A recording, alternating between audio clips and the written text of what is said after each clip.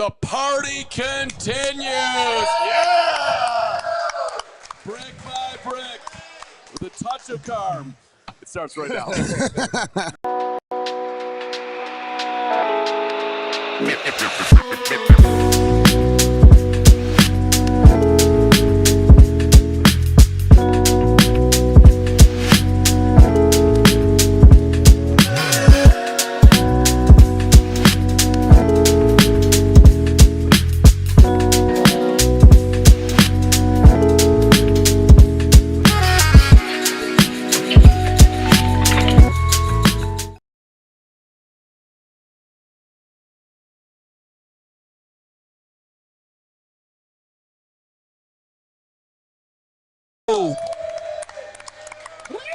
Look at this. The party is still rolling. The party is still rolling. And We're in Sin City. Yes, indeed. It's going to roll all night, but it's going to roll here for at least an hour. Brick by brick, proudly presented by Empire today. Just like your favorite team needs the home field advantage, you need the home floor advantage. Empire today can help you get your free in-home estimate scheduled today. Yep. The Bears didn't need the home field advantage today because they went on the road and did something that they only did one time last year, get that road win. Look, there's a million ways to look at this, but bottom line, Lance Briggs, brick by brick, being in that locker room, when you start getting wins like that, when you're pulling it off in the fourth quarter, when you don't play a perfect game but you're still walking out of there with a W and you get back to 500, what can that do to this Bears locker room? Well, I'll tell you one thing it can do to the Bears locker room is in games where you win, however, there's some messy play. There's a lot of things you can clean up. You're fortunate. So you look at it that way. We say, hey, in a loss, we'll come into as a group and we'll say, hey, listen, let's look at how close we were to winning, or how close we were to giving ourselves a chance to win off all of these missed opportunities. In a win, in a messy, sloppy win, hey, listen, we won in spite of all of these missed opportunities that we had.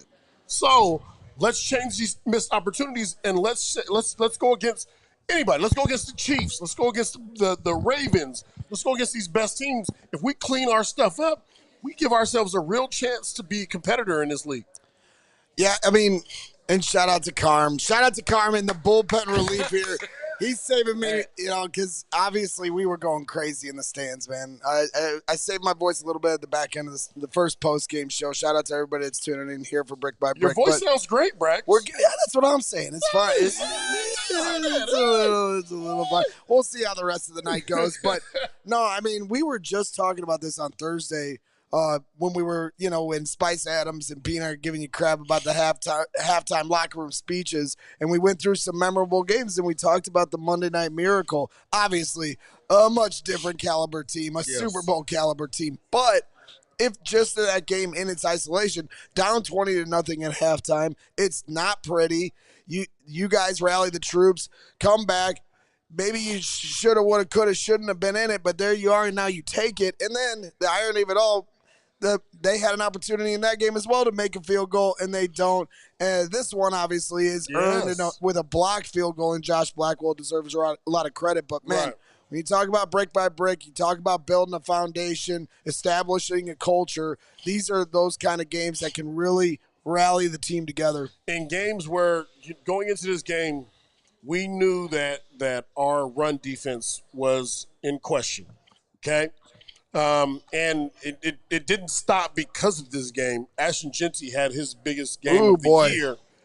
However, when you are able to take the ball away the way that we did today, it completely flips the game, okay? You can run the ball all the way down the field, and then when you get in the red zone and we take the ball away, you don't get any points. Not only do you get any points, but we flip it and we give ourselves we give the ball back to our offense and give our offense an opportunity to get the ball to score some points. Yep. And that we did. I've been very hard on Kevin Byard, and I will be hard on Kevin Byard. However, he had a hell of a game today. He had a hell of a game, and when you have a hell of a game and when you play well, I'm always going to praise you. All right? Don't think it's about hate. It's not about hate. It's not about hate. All right? It's about I'm calling it as I see it. You call it as you see it. You call it as you see it. Okay? That's the best we can do. All right? It's not about hate. Over the last couple of weeks, I thought Kevin Byard played below the standard that I believe he can play at. Today, he played at a extremely high level. Yeah, and when you talk about this, yeah, absolutely, Kevin Byard. Let's go, Kevin. Right. And when you talk about this secondary, Kyler Gordon inactive again today. Hopefully, he looks like he's close. Maybe we'll return here after the bye. You have to hope so, assume so. Jalen Johnson's out. You're really struggling to find your depth there. And for Tyreek Stevenson, that pick he had to start the second half, dude, come on. I mean, like, that's a tone-setting thing at the start of the second half. You're getting smacked around. They flip it. Now all of a sudden Caleb Williams gets a 3rd and 12 touchdown off the interception from Tyreek. What a play by Tyreek Stevenson. And you got it, dude, 2 weeks in a row now, Tyreek Stevenson making game-defining plays while everybody in the city keeps looking at him like, you better show me something because of the Washington game, which is the next game on their schedule. Is the next game on the docket. And guess what? He's been showing everyone something. That's a good call right there. The guys that have been around and they know football have all talked highly about Tyreek Stevenson. The stuff that happened last year, there was a lot of stuff that was in question. Hey, should we keep this guy? What was going on with this guy? No, this guy has elite talent. Yep. He's always had elite talent. I don't care where he's been drafted. I don't care about any of that stuff. So when you keep a guy like that on your squad, you'll get games like today. You'll get games like last week. Like Tyreek has been showing up. Yep. You know what I mean? He's been making big plays. He's a playmaker. So when you look around and you're on that defense and you say, hey, listen, we're getting ready to play this team or that team. It doesn't matter what team we play as long as we have playmakers like Tyreek Stevenson. I mean, Ashton Jetsy in their run game almost had 300 yards rushing. Yeah. But at the end of the fourth quarter, I looked up, and they had under 100 yards passing and 3 interceptions. So you got to give them a lot of credit. That secondary is battling right now. And, yeah, they were schemed up really well today, and Kevin, obviously, he followed through with what he was told to do and was able to make a couple of plays out there, which was awesome to see. The Tyreek thing, I was messing with him just real casual in the locker room a couple of weeks ago, like, hey, Jalen's out. This is a big time opportunity for you. You are now the number one guy. And he's talked about it like, I look at it like I'm number one on my side. Like, he doesn't downplay himself to anybody else. Yeah. So I would think as a guy who's known some competitive people in your life, you appreciate the confidence that he has in himself, the talents there. It's just a consistency thing and a focus thing. But you do see a guy that's getting better right now in year 3. Carmen, if you came into the locker room and you interviewed me, and you interviewed me as if I was the second guy. Yeah. Well, right? Yeah. Brian's number one. I may not answer it. The way my answer might be is going to be a media darling type of answer, but what you will not see is this middle finger that I have underneath that's like, yeah, I'm going to show this guy. Oh, I'm going to show you. Can't wait. Yeah, absolutely. And listen, that's what I enjoy about Tyreek. Yeah. That dude. Listen, it's not perfect. The Washington, all that thing was completely crazy and just out of pocket, all of it, and it hurt the Bears. But you do want, as they say, dogs in your locker room. That dude believes himself to be. And by the way, right now where the Bears are at, Jalen, most likely, at least out for 3/4 of the year. Yeah, he needs to play great. They need him. They need him to play great. What did you see from Tremaine today? Because last week he had 15 tackles. He had another 11. Today, I mean, maybe guys need to be making more plays up front. But did you see anything? What did you like, Maine? Well, I'll say this. About Tremaine and the rest of the defense or the linebackers. Did not like the way that we played against the run. Okay, the way that we play against the run, it's all about being gap sound. All right, there are a set amount of gaps to our right. There are a set amount of gaps to our left. We got A, B, C, D, E, and possibly F. A, B, C, D, E, possibly F. If we're not disciplined enough, okay, things like this happen. Okay, Ashton Genty gets into a very common dive to our defensive right. Okay, we have a blitz that's set, and I see the blitz as they're coming in, but blitzes shouldn't have there aren't a lot of blitzes unless it's coming from the outside and you have an inside blitz that should be in the same gap. Okay, so when you have a blitz that's on and you have two guys that are in some one gap, you know there's a great chance for us to get gashed against the run. I saw a linebacker and I saw a defensive end that were in the same gap, and I knew right now that this is going to go for a lot of yardage. We have to clean that shit up. Yep.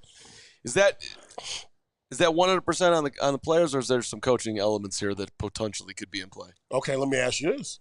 This is a great question. In that blitz, is the linebacker and the defensive end supposed to be in the same gap? There's no way. Okay, well, then you answered the doggone question for yourself, Carr. Okay. See what I'm saying? Yeah, okay. Well, then there's the digestion issue, perhaps. I don't know.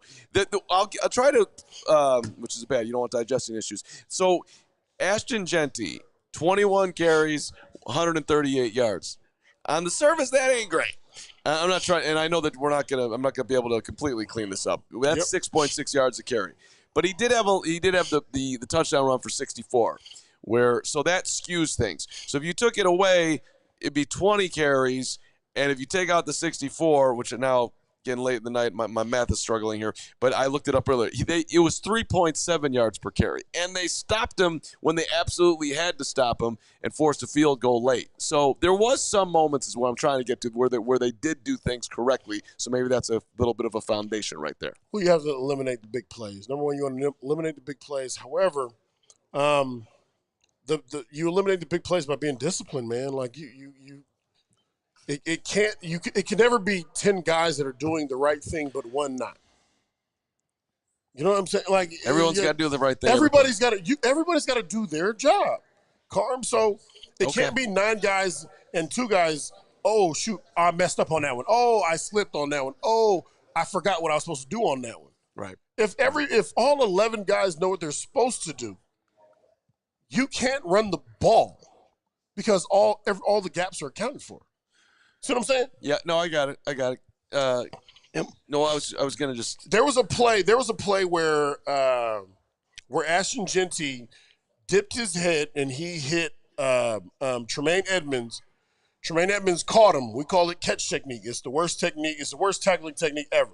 Okay, because you're sitting here, you got your arms open. They're coming downhill. You catch them. You literally catch them, and he drove Tremaine back probably 4 yards. So he ended up getting about 5 yards on the carry. It sucks. However, we got him down. Everybody was in their gap on that play. They weren't in the gap the way that you want them to be in the gap, but they were in the gap on that play. See what I'm saying? I got it. He's a monster. Ashton Genty is a tough dude to bring down. You definitely got a lot of respect for his game. I wish the Bears would have found a way to get him. I mean, he's that good. Who would you compare him to? In Marshawn Lynch? No, absolutely not. No, absolutely not. Don't you do that? Don't you dare do that. I dared it. Who you thinking? Marshawn Lynch? Yeah. In his rookie year? Can I shoot one? Let me give a shot. Frank Gore. Frank Gore? No. Do you know how good those two guys are that you guys just mentioned? Like those two guys. Well, let's talk about where he could be if he hits it, though. No? Well, we got to talk. I'm literally talking about the now, not the where it might be or where it was. Like right now, there's no way that you can say that Ashton Genty is either Marshawn Lynch, comparison to Marshawn Lynch or Frank Gore right now.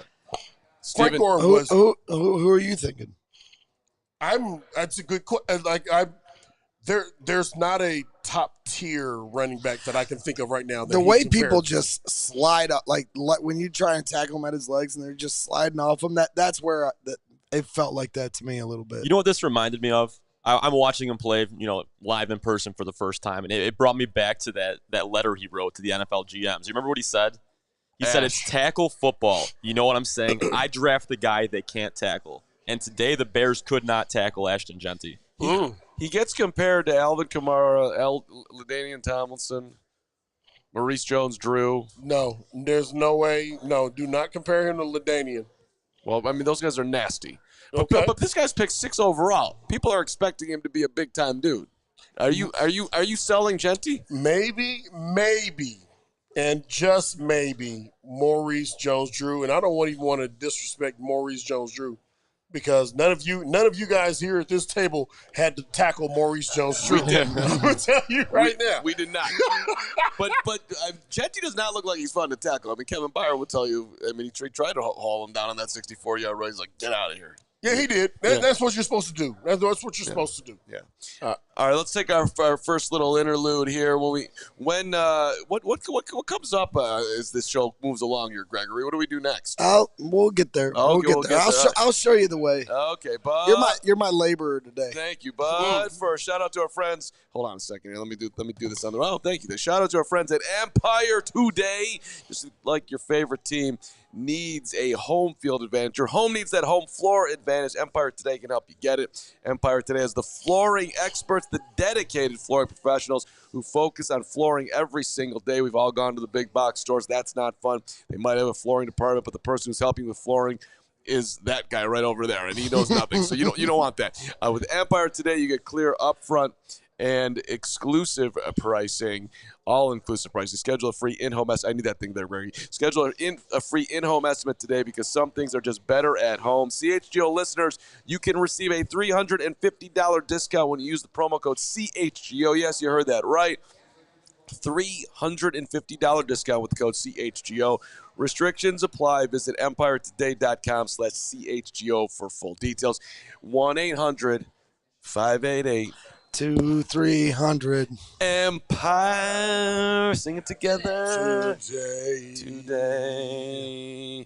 And let's get the money right. Shout out to our friends at Monarch Money. Look, you got to feel organized. You got to feel confident with your finances, and I know that none of you do. I don't. Major problems over here. Monarch Money will get it sorted for you. You're right now, you're definitely leaving money on the table. You need the best budgeting app of 2025. The Wall Street Journal gave them that honor. Listen, we're talking about clear visuals where you know exactly where you are spending your money, which gives you a lot more confidence that, hey, you can live your life the way you want to live it. Shout out to our friends at Monarch Money, and don't let financial opportunities slip through the cracks. Use the code CHGO at monarchmoney.com in your browser. You get half off your first year. That's 50% off your first year at monarchmoney.com with the code CHGO. It's the tool real professionals and experts actually love. Monarch Money. Great job, Thank Carm. you, Gregory.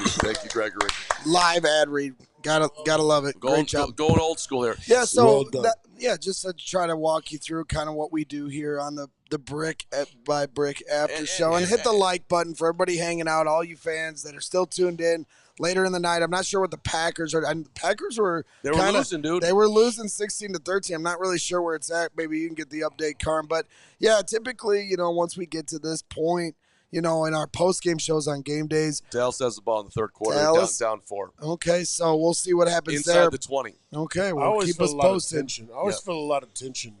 Between? Between everyone on our show and you.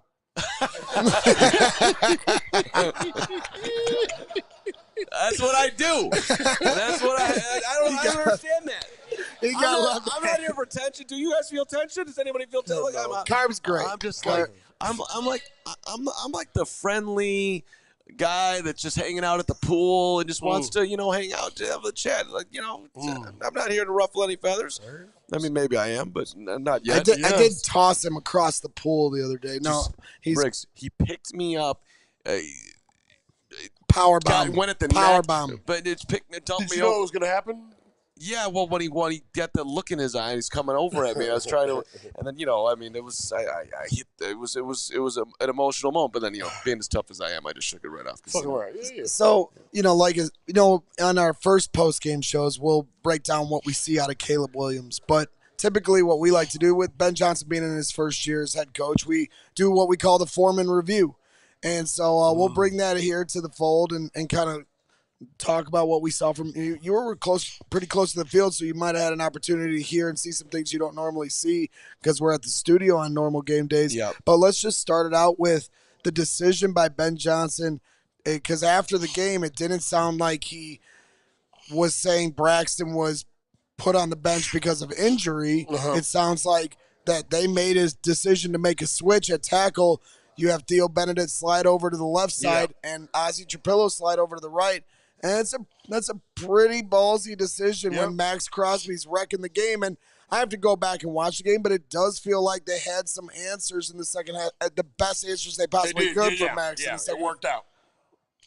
It worked out. Listen, you play against a guy that like Max Crosby, who is an absolute problem, and he doesn't come off the field. You have to find some sort of solution. So everybody on the sideline they're wearing these headsets. All right, they're all wearing these headsets, and they're in each other's ear. Hey, listen, this isn't working. This isn't working. Let's try this. Let's try this. Let's try this. What if we put this guy in there? Let's, he hasn't dressed. He didn't dress last week. He didn't dress the week before. But we have him out here. We drafted his ass to do this. Hey, how about we put him out there and give him a shot? All right, let's do something because what we've been doing right now in this game is not working. Right. So it really comes down it's not rocket science, man. If something's not working, what can we do to remedy that? Well, what did you see anything specific? I know the bullets are flying fast. Sometimes it's you got to go back and see things to really dial into specific positions. But was there anything that caught your eye from a technique standpoint with Ozzie Trapillo? Because everybody's been wondering, hey, why is this guy inactive? Now he steps in this game, plays right tackle in the second half, and they only, as Mark said in the first post-game show, Bears only had 4 possessions in the second half, 2 touchdowns and a field goal out of 3 out of the 4. So obviously he had a helping hand in that. Listen, I'm called the judo chop. You have to be able to defend the judo chop. There's Max Crosby is at he's in the year right now where his youth and maturity have combined to this ultimate level. Like I have the motor as a young guy, but I have the mind of an older guy, like a savvy older guy. So I know as soon as I step up that field, what move I'm going to work against you. I know as soon as you put those hands out, I know what judo chop I'm going to use. And so he's a nightmare for anybody that's going to block against him. He's a big dude. He's a big dude. So you can't teach big. You can teach a little bit of smarts, but not completely, and he's got those in droves. So now it's just about, honing your technique. But it's a great first start for Trapillo, Carm. I mean, that's a tough spot to come into. Ozzie Trapillo's been on the roller coaster. They put him at left tackle, gave him a chance to win the job. That didn't happen. Then he was the backup at right tackle. Then he was inactive. Now he's back active because you had the injury with Darnell Wright. Now in the middle of the game, he's playing. I mean, that's quite the trip. 4 weeks into your NFL career, Ozzie Trapillo, though, he was. But isn't that coaching though? I mean, taking this back to Ben Johnson with the former review. I mean, isn't this kind of Ben isn't afraid to He's living in the now. He's right. He's going to make decisions. He's living in the now. That's all fair. And Trapillo, I think one thing that in the brief time we've known Ozzie Trapillo, he does seem like he's got a pretty good head on his shoulders, right? That he's going to be able to just sort of do the Trapillo live in the now and just continue to work and hope that his opportunity will come. One thing with Ben today that I was surprised by, when the Bears scored a touchdown to make it 16-14. There was however much time was left in the third quarter at that point. He decided, you're up 2, or rather you were up 1. Am I having that right? Yeah, you're up 1. He doesn't go for 2. He just kicked the extra point to make it a 2-point game. Right. I didn't get that in the moment. Why are you not going for 2 there? He went for 2 later in the game. Steven, you asked that in the moment. Didn't make any sense to me. Yeah. I mean, I was wondering the same thing. I think I would have, but you know what? Everything worked out just fine. Yeah. Well, it did, but they went for 2 when they did take the lead, and they didn't get it, which was why the ending of the game was as terrifying as it was. Yeah. So, Carm, I'm curious, being close to the sidelines, were you on the Raiders sideline or the Bears sideline? No, so I was all the way up top. Oh, because I saw some of your pregame content. I just went down before the game. Okay. Just to get it, because I like to get the feel from down there. And then, since you just brought that up, the elevators weren't going back up top, so I was stuck waiting for this elevator for a good period of time. I was like, wow, Carm getting a little press pass today, and now he's just going to be sitting there in front of the elevator. But then they opened it back up. We made it back up there. So, in general, your observations of what you saw from Ben on the sidelines, if you had any. Yeah. So I mean, I'm trying to figure out if indeed there was no health issue with Braxton, and so just being in the locker room afterwards, Braxton had his jersey on. He was talking at length with some Bears personnel. So it wasn't, and Johns was tweeting out during the game, Braxton Jones on the sideline, just holding his helmet. So that if all that's going on, it sounds like he indeed was benched. Which that sucks because Braxton's a great dude. Braxton's worked hard to get back. The Bears need Braxton Jones in an ideal world to be good, but he obviously physically is not there right now. So here they are living in the moment. They had to make a move. They need the best left tackle and right tackle that we have available. It doesn't have to be tied to some name. Like, it doesn't have to be tied to right. Darnell Wright, he was the top 10 pick, to be our right tackle, but it doesn't mean that he's automatically our best right tackle, or he's playing like our best right tackle. We need you, if we, whatever. I don't care where you drafted you. We need you to play like our best right tackle. We need you to shut that down. We need you to be able to give our quarterback time. We need you to be able to tee off, double M, and wall, or whatever is necessary for us to be able to run the ball too.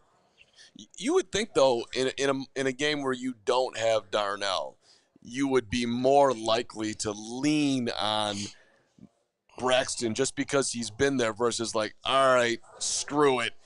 Theo, you've been at right tackle for the first half. Go over to left. Let's do that. And Ozzie, put your helmet on, buddy. You're going. I mean, that is to the Ben part of it. It's a bold thing to do. And I mean, maybe there's a coaching point in there. Like, he saw enough in practice. Like, I think if he had to play, he could handle it. Yeah. And it wasn't. I mean, Crosby made him look silly at times, but overall, I think he did actually. You could say he held his own. Well, and every time there was a flag, I was waiting for it to be Ozzie Trapillo's number called. Theo did get 1, maybe 2, but Ozzie didn't. So that was interesting because that's it. When you're talking about what Darnell needs to do from a play standpoint, he's very talented. He's very physical. There's a lot of things he does really well as a right tackle. But one of the bigger things, the issue I've had with him the last few years is the penalty discipline. He's had 6 this year.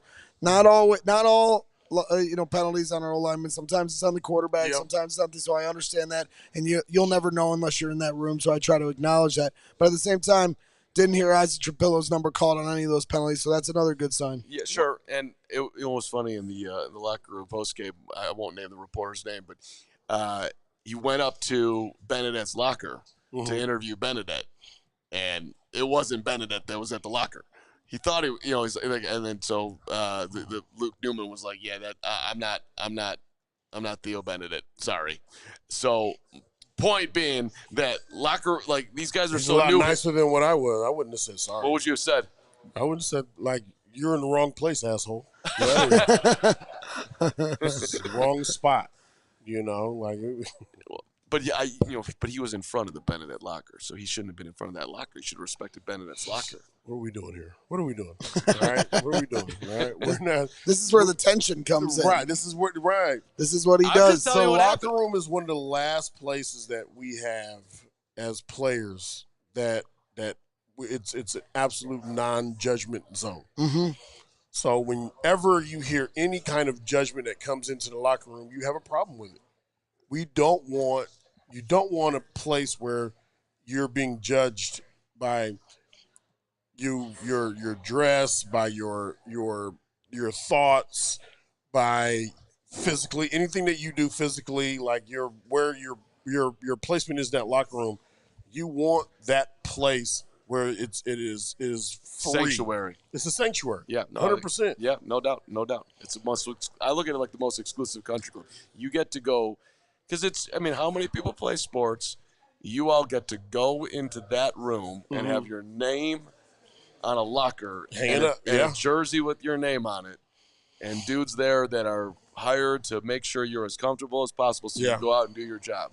I mean, that's a big time. It's a big time place to get to. So that's why I always give you guys a ton of love, because it's like well, it's true. We'd all kill to be there. It's so. Yeah. Do we have any super chats? As I squeak. Yeah. Your voice is not doing well. It's doing just fine. Your voice is fine. Like I said, this is the lost voice. Science behind it is, my voice just can't get off the. You know, when I'm like, it's like the plane trying to get off the runway. But once I start talking, then I'm good. But it's like trying to start is where it's at. You can get it rolling. You're doing a great job. We're doing it. Yeah. We're grinding you sound terrible, but you're doing a good job. We're doing good here. Let's go. We've got 4 super chats so far. I'll write them off real quick. Yeah. $2 from our guy Giuseppe Mandel, who we got to golf with just the other day, Braggs, which is awesome guy. Yeah, he's a great dude. He just said, let's effing go. Yeah, absolutely. $5 from Orange Cassidy. Caleb, the rookie tackles Byard, Cairo, and Blockwell. We're all clutch when it was needed. Play the Victory Harmonica tune. Let's go. Okay. That was not literal, please. No, I think it was. Oh, no. We got it. Well, you do whatever you're about to do. I'm going to read the next two. Lance will love this. $5 from Bear With Me. Fishbane stat. DBs and linebackers accounted for 41 tackles. The D-line accounted for 12 tackles. That is a problem. That's a lot of tackles. Lance knows. That's a lot of tackles. Yes. Let's go. Thank God. Let's get one more in before our break from Orange Cassidy. He said, do you think the Bears trade DJ Moore to the Giants for Burns? Now that Neighbors is out for the year, they need a new number 1 receiver, and the Bears get much-needed defensive end. I would be very surprised if the Bears do anything that bold. Anybody? That would be the Giants buying, and I just don't see them in a buy scenario right now. They're not going to be buying any players. They could sell Brian Burns. That would make sense to me, but then you have to figure out how to make the salary cap work. Yeah, no. I mean, the Giants did win today, did they not? They did. Oh, they did. Jackson Dart. Yep. Scatterbo. What did Jackson Dart do? 31-13. Jackson Dart was 13 of 20 for 111 yards with a touchdown. Got sacked 5 times. Okay, let's not go crazy. They're not traded for DJ. All right. When we move along here, coming up next on the Brick by Brick after party, when the Bears are 2-2. It is a party here. Look at all these people. Shout out to all you guys still hanging here. These guys, they grind so hard that they do a blueprint on Thursday that on Sundays they go back and they look at it. So we'll do that. But first, I want to do shout out to friends at Ray Auto. They were here today. Shout out to you, Ray Scarpelli, who's looking for a place to go to dinner. New vehicles are in store at Ray Chrysler, Dodge, Jeep, and Ram. This is your chance to score a great deal at the Drive Into Fall event. Head to Ray CDJR on Route 12 today to choose from their huge inventory of new Chrysler, Dodge, Jeep, and Ram vehicles. Right now, you're getting $15,000 off MSRP or get 0% financing for 72 months on the new 2025 models.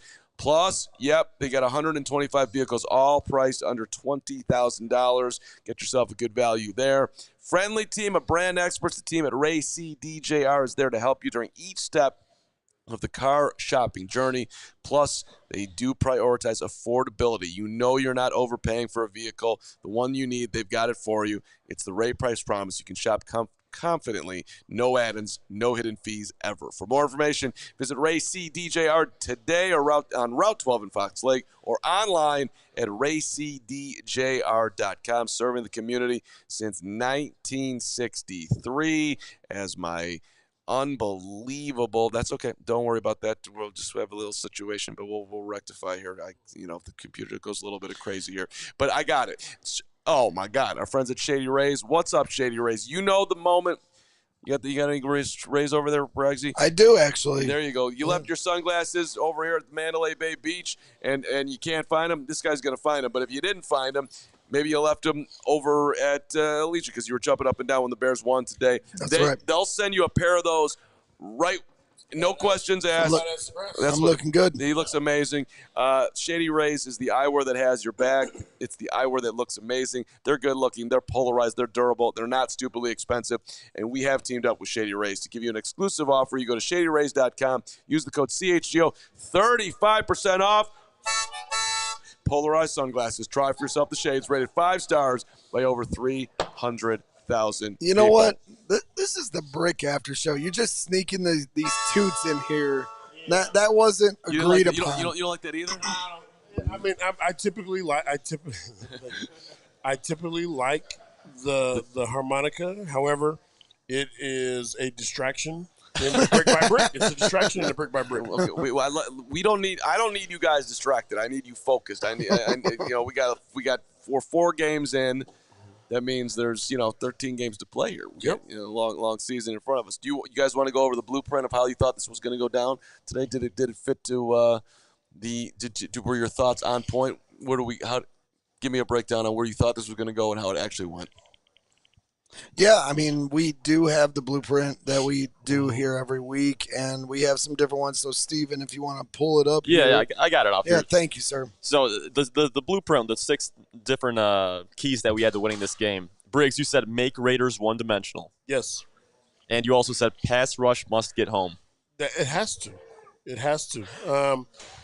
When make them one-dimensional, meaning like we have to get in our gaps. We have to stop the run. We have to stop the run, period. And, it's I think – Was it one-dimensional the other way, though? Like, they didn't stop the run, but they were stopping the pass. Early on, it was yeah, you're 100% right. But going into the game, you have to know that they're going to try to run the ball. They have the top running back in the draft. They're going to try to run the ball, and everything that says that they can have success has shown on tape against the teams the Bears have played in the past. So you have to know that's coming.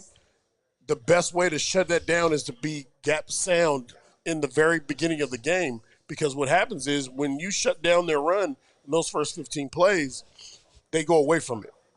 They're like, this isn't working, so we're not going to keep going to this play or these plays inside because they cover down so well. These guys, they're too good. So we have to go to a different game plan. Yeah, then pass rush must get home was your second key. Yeah. How much do you think they succeeded in that? I'm always a little hard on the pass rush. My question for you is, have you ever been homesick before? Yeah. I know you've been homesick before. You're way too Chicago, like, to the heart. Like, I know. Get away from you. You get yourself to when is the Vancouver, Canada. Well, when is the Bears gonna get home? Because their pass rush has to be homesick because they only have 1 sack today. Who got the sack? Because I'm seeing 0. Zeros. Is it Domrob? Did he get one? Oh, sack. Yeah, I see. You're right. 0. Goose egg. 0. 0. Is 0 good? No. 0's not good. It's not good. It's not good. It's not good unless unless we're getting a bunch of interceptions, which we did, or PBUs, the ball's coming out early. Mm-hmm. So the issue with that is time. So if we're not getting sacks, it's okay if the ball's coming out on time, because that way our DBs can make plays on it. One Bear hit the quarterback today. Jaquan Brisker was credited with 1 QB hit. Yeah. If we're going to win games going forward, as great as today was, they're going to have to do better. That's why this blueprint's pretty funny, because factual. Make Raiders one-dimensional, didn't do a great job of that. Pass rush, get home, didn't do that at all. Yep. And Jerry Azuma's 2 keys. Shut down Max Crosby. Nope. Didn't happen. Shut down Ashton. Shut down Ashton Genty. The very opposite of it. Yep. Yeah, so, but for my 2 points that I thought were keys to the game, get Kyle Monungai more touches. I thought he provided a spark in the second half. A little bit more. I'd like to see him get the ball more. I mean, his numbers were not crazy. Kyle Monungai on the day got 4 carries for 18 yards. That's 4.5 a carry. We will take 4.5 a carry, but 4 carries ain't enough. It's not. It's really not. And I'm not sure what our expectation is of Kareem of some young guy. Yeah, I mean, I just would like to see him get more involved. I like the energy he brings when he's back there. And he does have good energy. He has good energy. I saw some I saw him planting and getting up the field today on a few runs. So there's definitely some promise there. Mm-hmm. However, still haven't seen enough to trust the kid. Sure. So where do we stand? Are we going to put him out there? Are we going to put him out there to show him if he can, if we can trust him or not? So let me give you my brilliant Carm take of the day. Uh-oh. The Manung guy. Took us 3 hours to get here, Yeah, but the Manung guy. I saw a little more downhill. I saw a little more. Tonight. Yes, I saw a little more. I saw a little more knowing where he's going and playing faster. I think I was a little disappointed in the Manung guy first couple of weeks, and I'm a Manung guy, but I didn't see it. You're definitely a Manung guy. I'm a Manung guy. Yes, but he came in and rightfully so, 7th round pick, first year in the league. It's hit the ground running. That's not that easy to do. But today, I saw a little burst. Maybe he was terrified that Max Crosby was going to get him, and he was just going to get away from him. But I think we might. I want to see more. That's the point. Yeah, Okay. DeAndre Swift goes for 14 carries, 38 yards, and a touchdown. I'll give him credit. They got in the end zone. He had some big runs at the end of the game on that final drive to take the lead. Got to the corner. So got to the corner, got the touchdown, so credit to him. But Manung guy only 4 carries for 18 yards. It's a 4.5 yards per carry average, but it's only 4 carries. So that's my whole point, is I'd just like to see him get more involved. I understand he's a rookie. He's not Ashton Genty. I have always been intrigued by what Manungai can be for this team, but it's not an overstating thing that I think he can be Ashton Genty or anything like that. So I just want to see him get more involved. I like the energy he brings, and I thought he provided a spark in limited capacity. My final point from our blueprint on Thursdays, and make sure you tune in to the Brick by Brick podcast on Thursdays, is tackle. And once again, I think they're struggling with this. Now, I will give the Bears credit when they had them on the 1 yard line and they had to force a punt. They got them off the field. And at the end of the game, when special teams gave up the big return, and now you feel like, they're going to kick a field goal to win this, they did hold the line there and force a long field goal. That kick likely does not get blocked if the defense doesn't hold the line there. So I'll give them credit on the little wins they had at the end, but ultimately this team the last few weeks, they're not wrapping up. They are getting driven back every time. They're meeting the point of attack, and yet then they're not wrapping up. Noah Sewell had Geno Smith dead to rights, and Geno spins out and gets 15 yards. Obviously, Ashton Genty, Geno's a good quarterback. Yeah, no, I'll give the other team credit too. Let me ask you this question. Yeah, put it on him. If you were playing linebacker, I would knock someone's head off. Absolutely right. And I was the running back. I came downhill. Everything in your bones said that I'm coming down because I'm looking you right in your eye, and I'm like, I'm coming to run you over. And you get yourself prepared for that type of contact, and I spin out at the last second. Mm-hmm. Like, number one, you're probably going to be like, you P word, right? That's number one. However, number two is like, it's a mental game. Like, there's a mental game to this whole deal. So when I spin out, I knew that you knew that I was coming in to go heads. Like, we're gonna bang right here, right now, see who's the bigger man. Right. I have to use that to my advantage. So when you get close to me, I'm going to spin out, and I'm going to take this to the next level. Right. So as far as when it comes to some of that mental game, like Manungai, what are the things that he will bring to the table when it comes to him putting his head down at the line of scrimmage or getting to the second level? Sure. We have a problem getting to the second level right now. Yeah. So, I mean, to your point or your question, if I was the middle linebacker, I probably would have had between 20 and 25 tackles today. I would have dominated the game. It just ended up, I went to bricklaying. I chose a different path. I admire that. Yeah. It was very humble of me. I could have been in the NFL, but I was like, I want to build houses. 25 tackles. or so. I mean, listen, Urlacher had 25 tackles against the Cardinals. This was like, obviously, we all remember the Monday Night Miracle. This is not that. But for me today, all of us here, everybody at the game, like we were talking about it earlier, we were talking about it last week. Bears fans deserve this. And so while it's not a great team, the Bears didn't play pretty. They fought their asses off, and they found their way to the end of the game to find a way to win the game in a dramatic fashion. And it's just, I don't know, for me as a fan, like, you wait for those moments, right? You live and breathe for those moments. I go back to your playing career.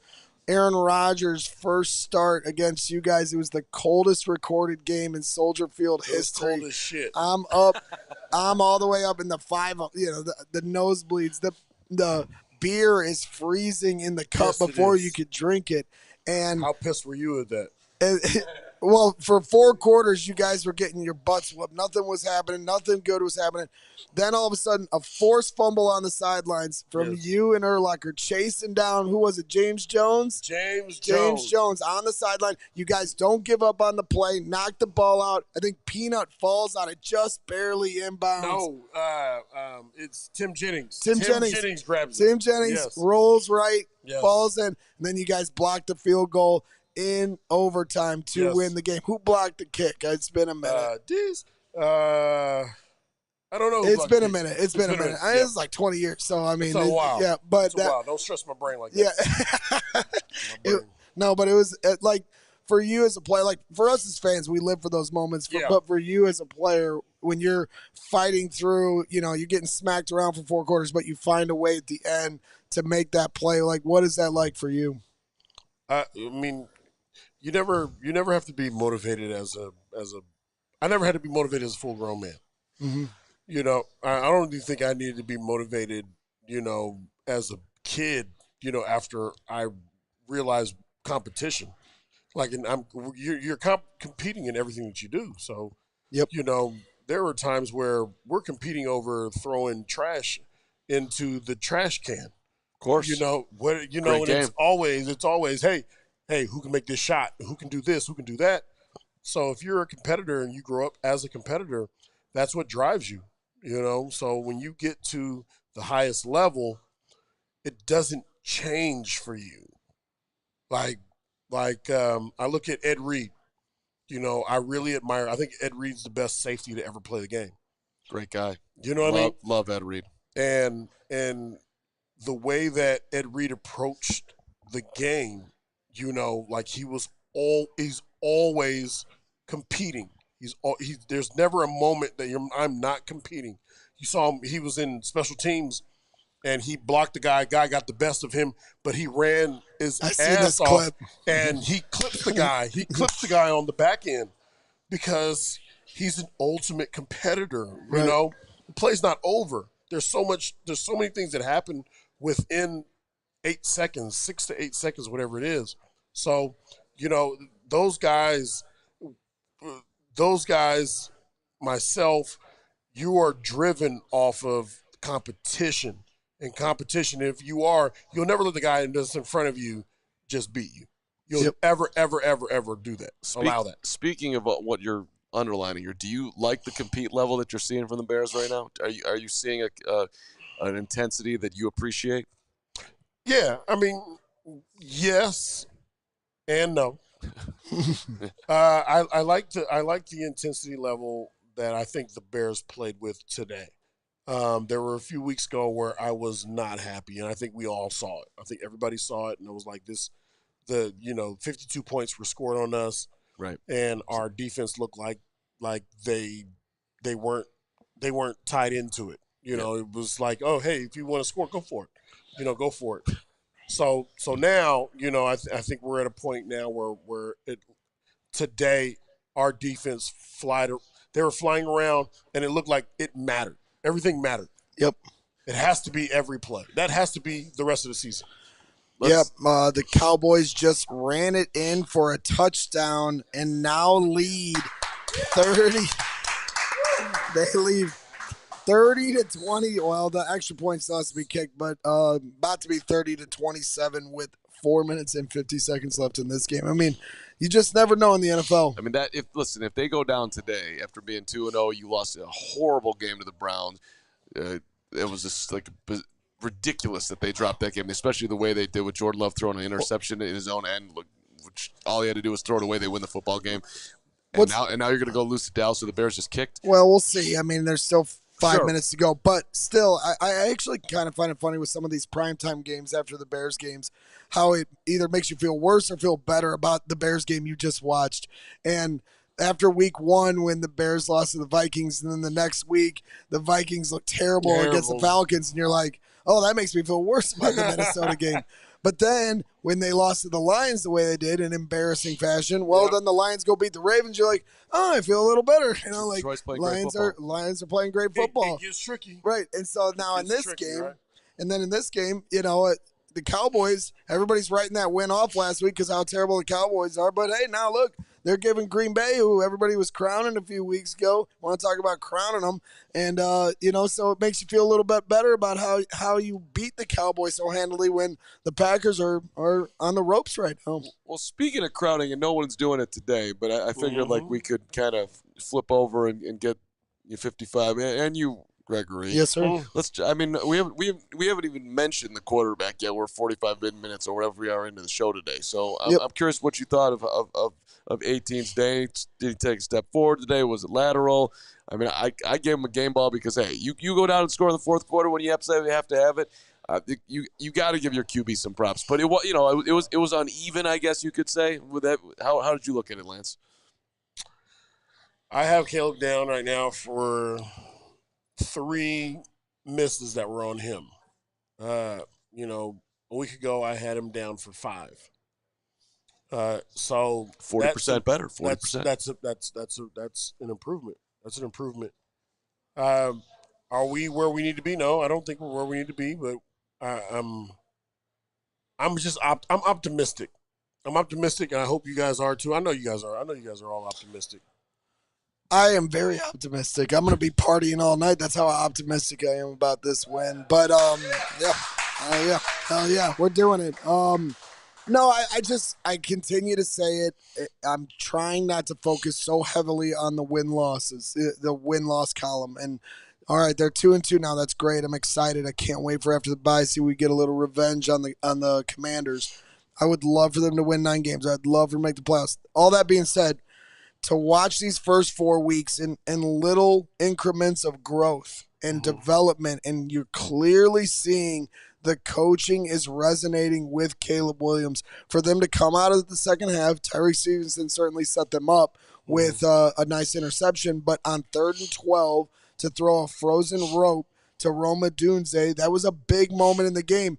If they took the lead there, and you're like, man, how do they have the lead right now as terribly as they've played? And yet, to me, that shows how Caleb Williams, because that's an in-structure moment. Yeah, we knew Caleb Williams could do it at the end of the game. They're down 2 scores, play this, backyard hero ball stuff.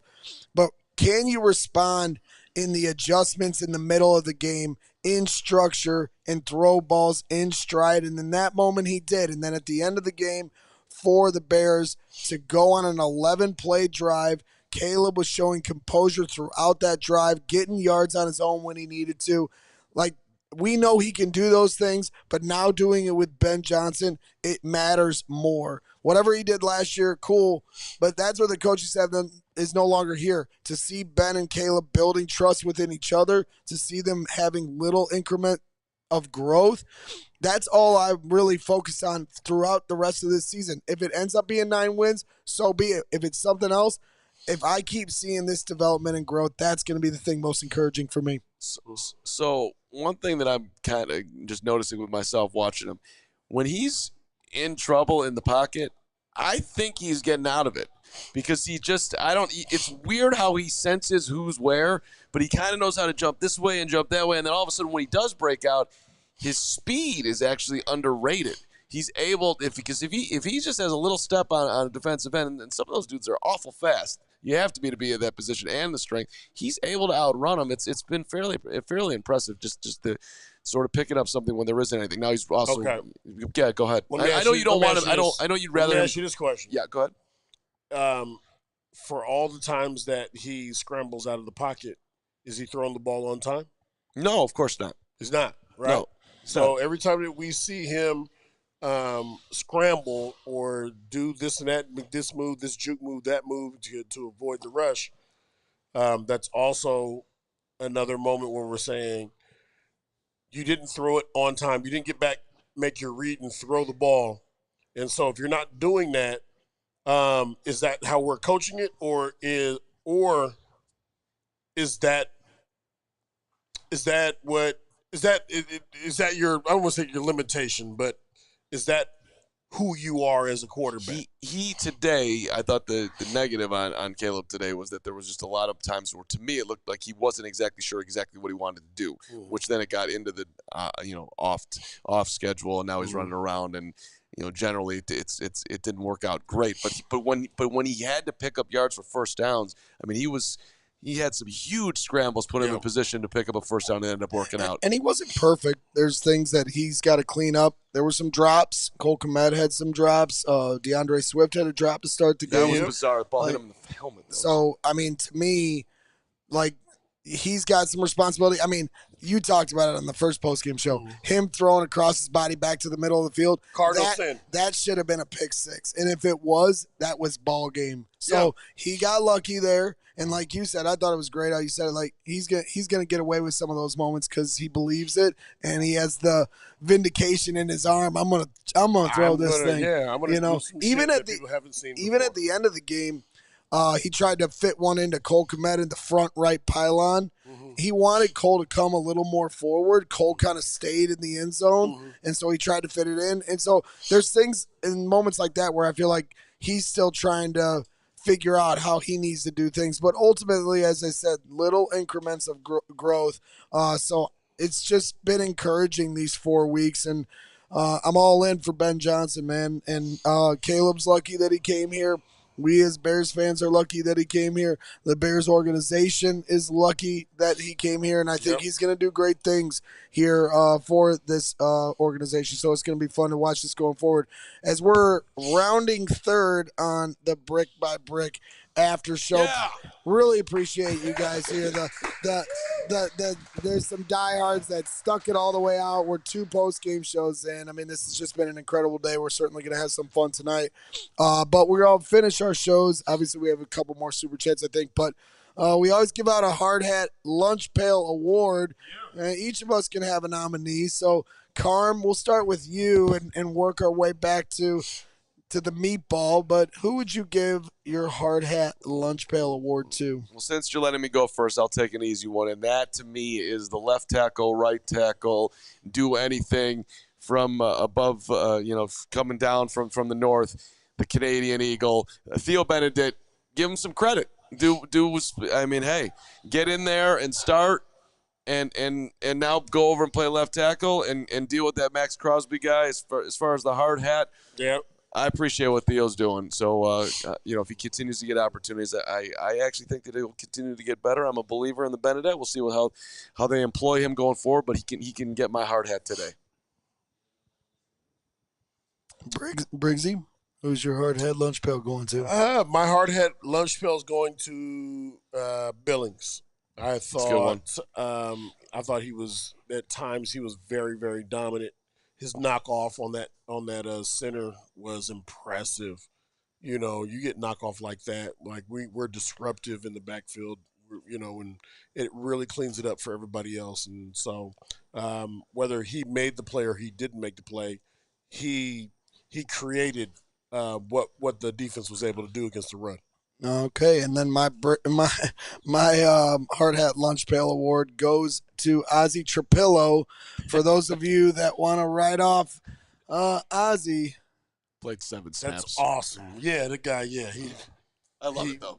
Yes, it is. He hard had good. it. He Yeah, stepped in when you needed him. What do you mean 7 snaps? He played the whole second half. He didn't play a lot. So maybe I don't want to take anything away. He played the whole second half. What are you talking about? Okay, he was great. Trapillo. Yeah. You're such a Trapillo. You come in the second half, you're facing Max Crosby, dude. It's not an easy assignment for his first ever introduction to the NFL. Yeah, but you're okay. One of the best players in football. Right. Hard hat. However, it's not easy. Are you supposed to be graded on a curve because of that? Hell yeah. No. You kidding me? No. All I know is, No. hey, I'm the Simpleton fan, fine. But all I know is I heard Max Crosby's name time and again in the first half. I didn't hear it as much in the second half. And all I know is the difference was Ozzie Trapillo wasn't in the game in the first half, and then he was in the second half. So we'll find out what the tape says. But all I know is there was a difference, and the only common denominator was that Ozzie was in there in the second half. Yeah, toot that away. Shout out Trapillo. Damn. And while we're on doubters, I want to give my Brickhead Award to Christian Solid. He's in the chat. He was crying to me on Twitter all day. You know, he's been crying all day. What's he crying about? What are you crying about? What are you crying about, Christian Solid? So you, my friend, for all your tweeting at me, trying to get me all riled up because you want to be negative about this team all the time, you get the Brickhead comment of the day. So shout out to Christian Solid. You miserable fan. But I love you, Christian. Take that. I love you. Look, the world's about balance, and you provide that balance with your miserableness. He didn't mean to call you miserable, even though he meant it, Christian. But I absolutely meant it. He did. But you do you, and don't worry about Braggsy getting after you. No, he's fine. We're cool. But I had to give him the Brickhead comment of the way. So, Steven, he just actually commented. He said, "Yes, I was until he won. I get to cry." Yeah.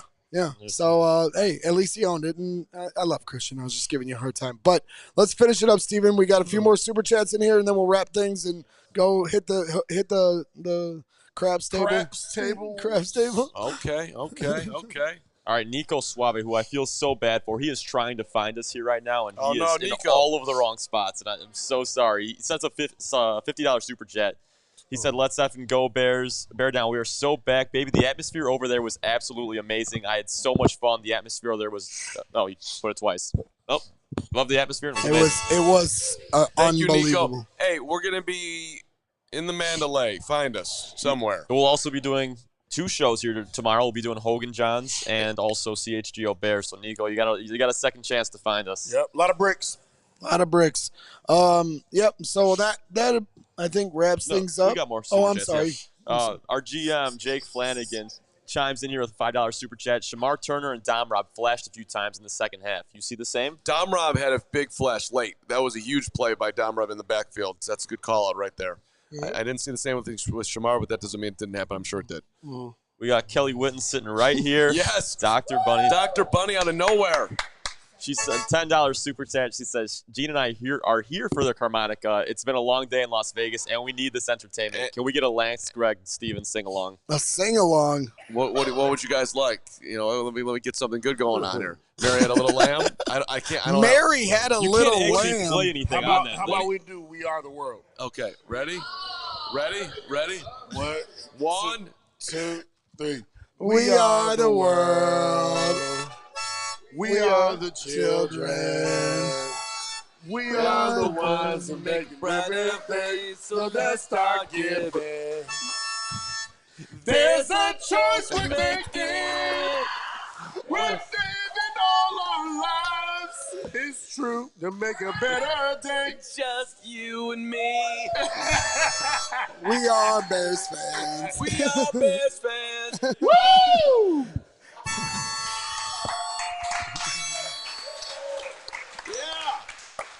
Kelly, that was the best $10 you ever spent. Best $10 I have ever spent. Oh yeah. Hey, we got anything else? Yep. We got a handful more. Great job. Great job. Couple more. That should have been the finish, but that Kate sends $10. She says, Bear down, happy to see you guys doing brick by brick in the Sin City. Excited we are 2-2 at the bye and looking forward to the Washington game. Yep. We all are. Thanks, Kate. Bear with me sends $5. Says, team still gelling, confidence still swelling, and Ben's still killing. Time is our friend here. Getting healthy is the key. Let's effing go. Ben Johnson's been here for 5 seconds. It's awesome. $2 from Freddie right there, sitting over there. Let's go, Freddie. Says Bear Freddie's down. awesome. We got Preston P here, $10. The Bears are now 2-0 since Carm and I talked ball at the tailgate last week. Just saying, bear down and stay safe out there, fellas. It's my guy Preston. Yep. Yep. No bad juju. No bad juju. And then last one here from Brett Kimball.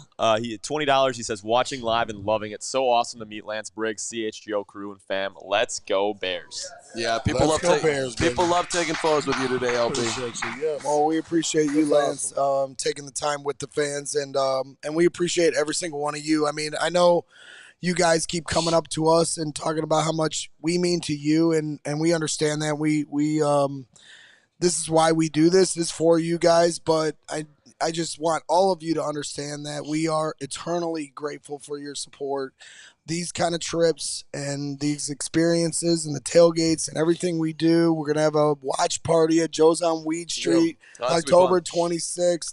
To be able to share these moments with you guys honestly means everything to us and what we do. So it's been a fun day, an emotional day, but I just wanted to finish it by letting all of you guys know, and every person that's came up to us and you guys sticking it out here, that I would run through a brick wall for every one of you. So thank you guys. It means everything.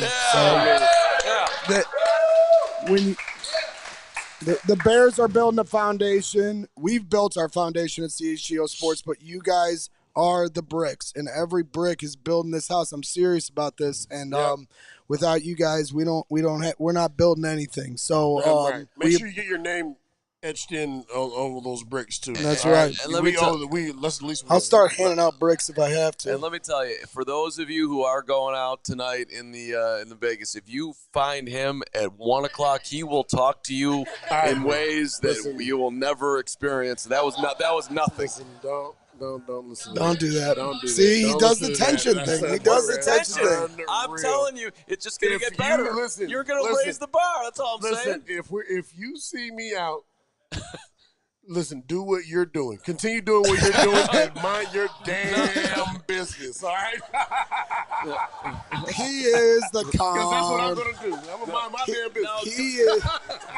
Hey, I love everybody that comes up to me, and it's the greatest. But I'm just telling you, I'm going to be going to sleep tonight. This dude's going to be out, and you will have damn right. You'll have the deepest Let's conversation go. of all time. Talking about it. Hey, we'll see you in the morning. 8 o'clock for Hogan Johns. 9:30. Always bet on black. Oh yes. Well, okay, I'm going to go down and do that. If you're right going to now. bet on Bears. Oh. All right, as we always say to end our brick by brick shows, keep your heads up and always bear down with a big win. Let's go.